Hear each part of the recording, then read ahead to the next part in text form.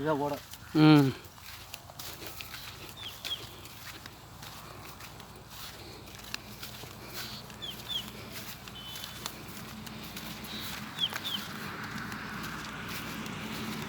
அண்ணே அண்ணா ஃபீச்சலா இதுலேருந்து மோட்ரு தண்ணி இது போட்டிருக்காங்க.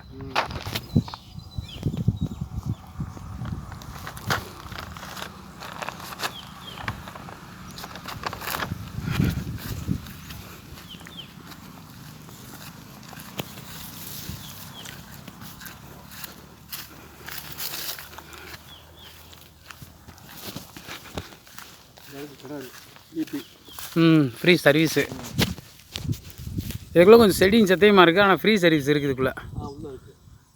இந்த மோட்ரு கேணி தான் தெரியல, கேணி தெரிஞ்சு உள்ளே போட்டு விட்லாம்.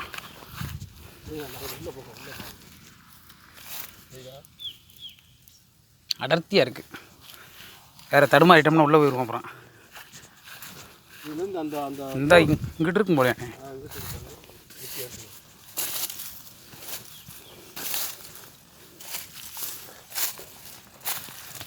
இந்த இருக்குது கேணி, தண்ணி மேலாகவே கிடக்குண்ணே.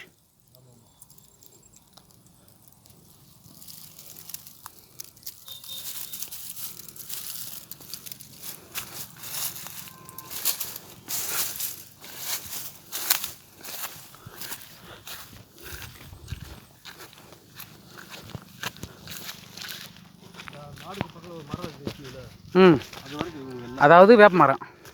மாடு நிற்கல, மாடுங்க அந்த பக்கம் அந்த மரம் நிற்கல, அந்த வேப்ப மரம் தானே?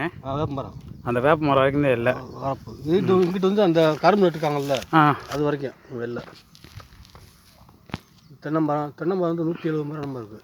170? ஆமாம், அது 2 ஏக்கர் தனியாக இருக்குது. இது இந்த தேக்கு உங்க சேர்ந்து தானே? ஆமாம், இதெல்லாம் அவங்க சேர்ந்துருக்காங்க. நம்ம சொல்கிற பாய் பார்த்தார் அவரு. ஆனால் இப்போ இதில் வந்து எல்லாருமே வந்து கையெழுத்து போட்டு கொடுத்துருவாங்களா சார்? இப்போ ஒரு சூழ்நிலை எல்லாமே சேர்த்து 9 ஏக்கர். ஒரு அண்ணன் தம்பி வேறு யாரும் கிடையாது. சரி.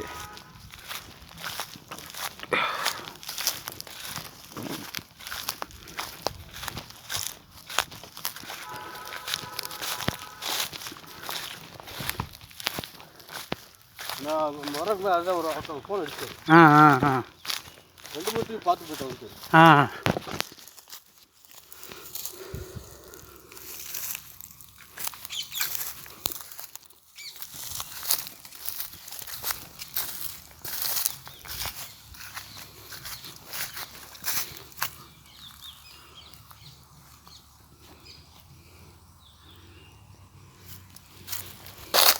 மரம் 10 வருஷம் மரம் இருக்கும் போலேண்ணே. ம்,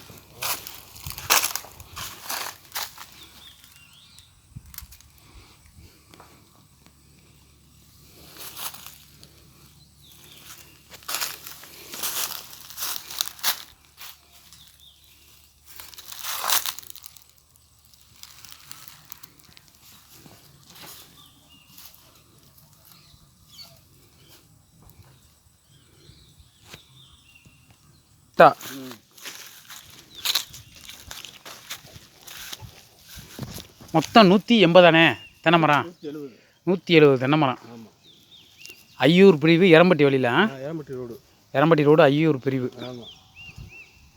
பாலமேட்டு பிரிவு ஐயூர் எரம்பட்டி பிரிவு. இங்கிட்டு பின்னாடி என்ன ஊர்னே வரும்? இது ஐயூர். அது ஐயூர். இங்கிட்டு இது எரம்பட்டி. இந்த ரோடு போனால் எரம்பட்டி.